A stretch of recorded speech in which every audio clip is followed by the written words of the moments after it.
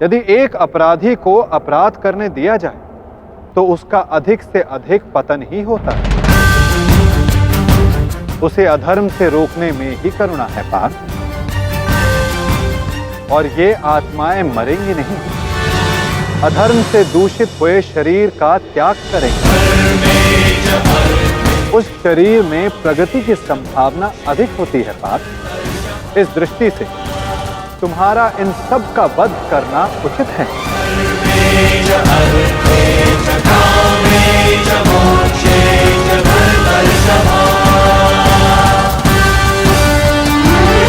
मनुष्य का शरीर उसकी संपत्ति भी है और उसकी मर्यादा भी। धर्म के मार्ग पर प्रवास करने वाला मनुष्य अपने शरीर को शुद्ध करता है और इसी के माध्यम से वो आत्मा का साक्षात्कार करता है। इसी को क्षेत्र क्षेत्रज्ञ संबंध कहा जाता है पार्थ।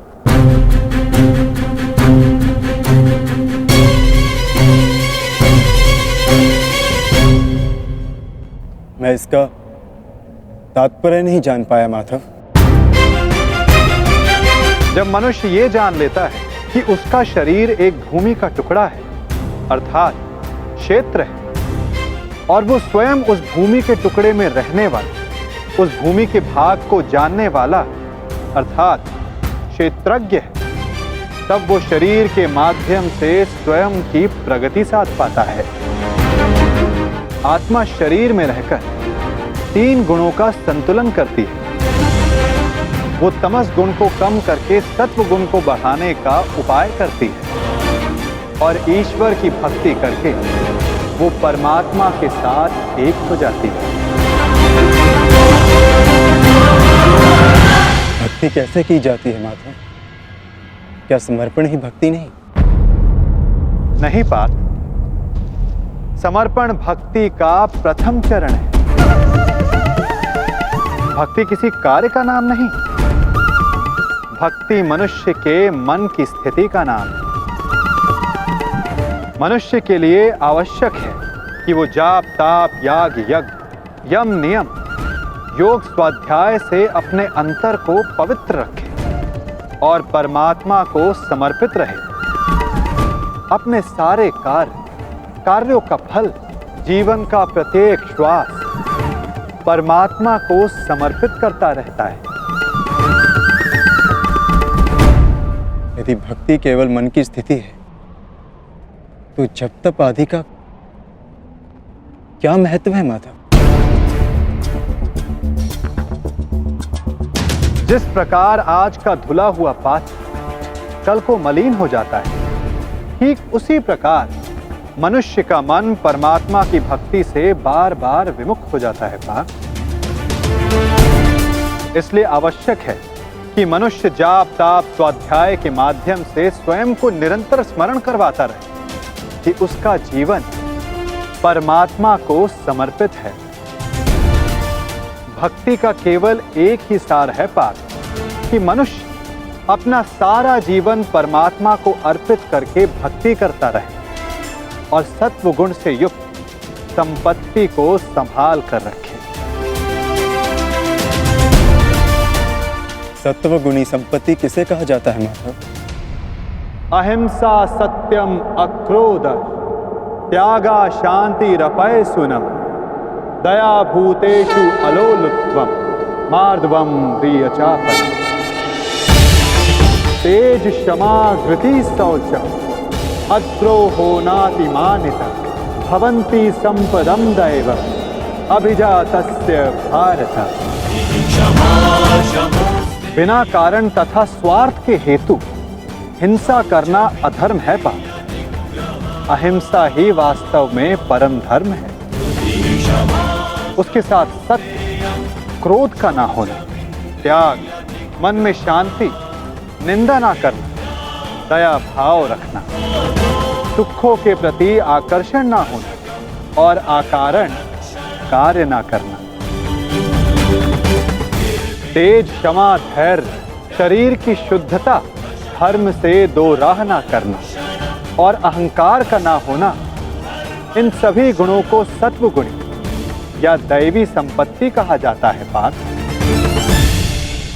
इसी से मनुष्य परमात्मा की अर्थात मेरी भक्ति कर पाता है पार्थ। जो मेरी भक्ति करता है वो इस जीवन के कर्तव्यों का वहन करता है, धर्म की स्थापना करता है और कर्म के फलों की इच्छा किए बिना उनकी आशा त्याग कर अपना जीवन जीता है पार्थ। उसे मैं इस जन्म में संतोष देता हूं तथा मृत्यु के पश्चात अपने में स्थान देता हूं पार्थ। जो रूप सबको अपने में स्थान दे दे, आपका वो रूप कैसा है माधव? कौन है आप? सांख्य के माध्यम से मैंने जाना है कि मैं आत्मा हूं, अमर हूं, जो नाशवंत शरीर में केवल वास करता हूं। और कर्मयोग के माध्यम से मैंने जाना है कि फल की इच्छा को त्याग कर केवल कर्म करने से ही मन को शांति और जीवन में सफलता प्राप्त होगी। और भक्ति योग के माध्यम से मैंने आपके प्रति समर्पण का महत्व जाना है। किंतु आपके प्रति संपूर्ण श्रद्धा से समर्पित होने की इच्छा होते हुए मन से संशय नहीं जा रहा। आपके सारे ज्ञान को प्राप्त करने के पश्चात भी मेरी बुद्धि स्थिर नहीं हो पा रही माधव। इस रणभूमि में मुझे अब भी चारों ओर मनुष्य ही दिखाई दे रहे हैं। आपने कहा था कि मनुष्य है ही नहीं, सब स्थान पर परमात्मा है।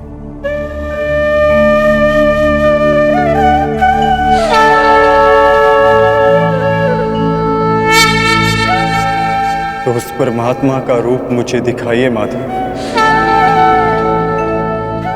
और मेरे सारे संदेहों का नाश कीजिए।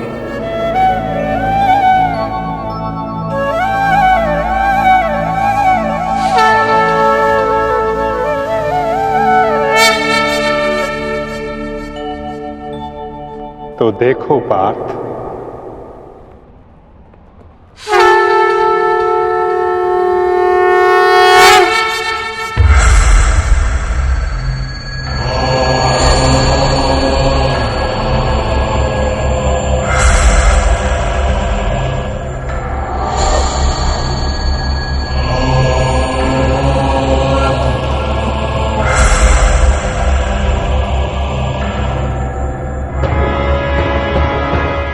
माधव,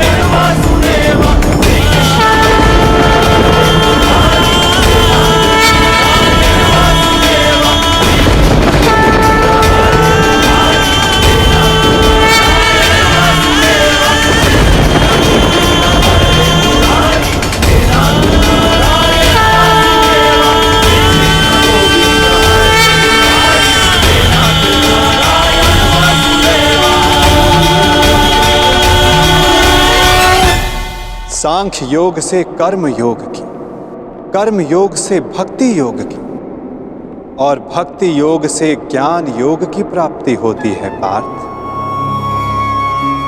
मेरे विश्व रूप के दर्शन करना ही वास्तविक ज्ञान है पार्थ। विश्व में यही एक ज्ञान सारे ज्ञानों का तथा विज्ञानों का आधार है। यही एक ज्ञान है जो मुक्ति प्रदान करता है। देवताओं को जो दर्शन सरलता से नहीं प्राप्त होता, ऐसा मेरा वास्तविक रूप मैं तुम्हें दिखा रहा हूं पार्थ।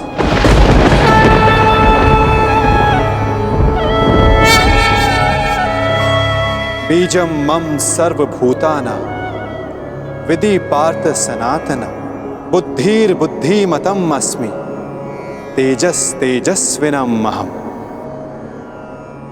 मैं ही सारे जीवों का ब्रह्म बीज हूं, मैं ही बुद्धिमानों की बुद्धि हूं, मैं ही बलवानों का बल हूं पार्थ। मैं पृथ्वी के कण कण में वास करता हूं। सारी पृथ्वी, सूर्य, चंद्र, ग्रह, नक्षत्र, तारा मंडल और समस्त ब्रह्मांड मेरे भीतर वास करते हैं।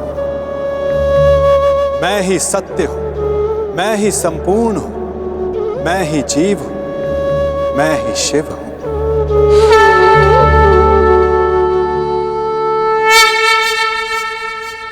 अक्षरों में आकार हूं, वेदों में सामवेद हूं, देवों में इंद्र हूं, प्राणियों में चेतना हूं, रुद्रों में शंकर हूं, हवन में अग्नि हूं, धन में कुबेर हूं, पर्वतों में सुमेरु हूं, ऋषियों में भृगु हूं, ध्वनियों में ओंकार हूं, यज्ञों में जाप हूं, वृक्षों में पीपल हूं, कीर्ति मैं ही हूं, बुद्धि में स्मृति, मेघा और क्षमा मैं ही हूं। गंधर्वों में चित्ररथ हूं, देव ऋषियों में नारद हूं, मुनि में कपिल हूं, अश्वों में उच्च अश्व हूं,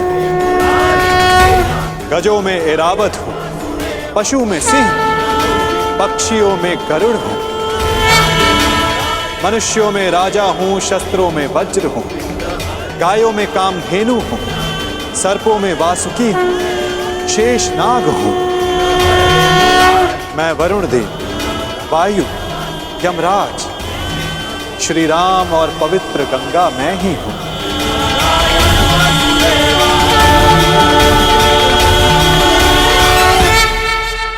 सृष्टि का आदि, मध्य तथा अंत मैं हूं।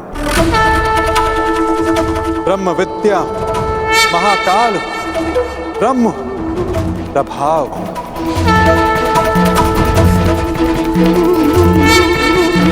मैं ही विजय हूं, मैं ही निश्चय हूं, मैं ही सत्व हूं, दंड, नीति, शक्ति, मौन तथा तत्व ज्ञान भी मैं हूं। वासुदेव हूं, अर्जुन हूं, वेद व्यास हूं, ऐसा कोई स्थल नहीं जहां मैं नहीं पार।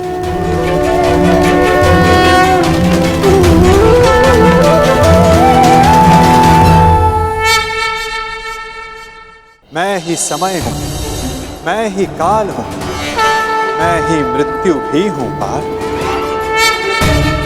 और यहां उपस्थित सभी मनुष्यों की मृत्यु बन के भी मैं ही खड़ा हूं पार। यदि तुम शस्त्र नहीं उठाओगे तब भी मैं इन सब का नाश कर दूंगा। अपने मोह को त्यागो पार्थ, अपने कर्तव्य को देखो,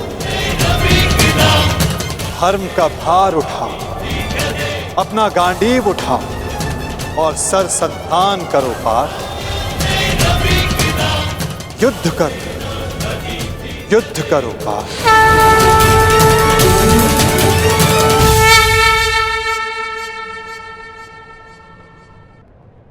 भगवान, माधव, मधुसूदन, आज मेरे सारे संदेहों का नाश हो गया है। हे नारायण, हे माधव, ये मेरा सौभाग्य है कि मैं स्वयं आपके वास्तविक अवतार का साक्षी बना। आपके ज्ञान के प्रकाश से मुझे मेरी शंकाओं के अंधकार से निकालकर मुझे उचित मार्ग दिखाने के लिए आपका धन्यवाद।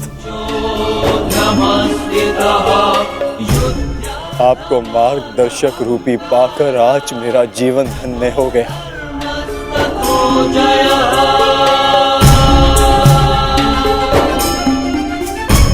अब मैं आपसे विनती करता हूं कि आप अपने वासुदेव कृष्ण रूपी अवतार में पुनः लौट आइए और मैं वचन देता हूं कि मैं अर्जुन पूर्ण रूप से आप पर विश्वास करके अपने कर्तव्य का पालन करूंगा।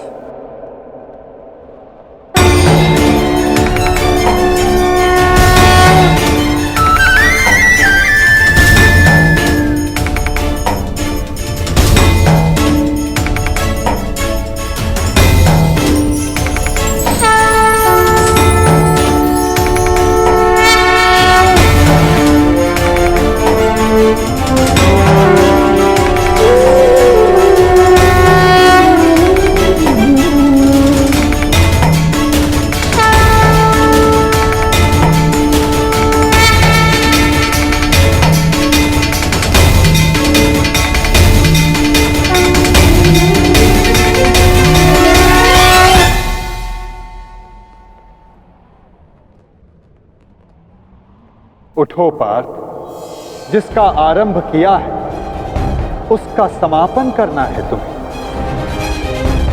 इस अधर्म का नाश करके नया प्रारंभ करना है तुम्हें अपना कर्तव्य पूर्ण करना है पार्थ। उठो।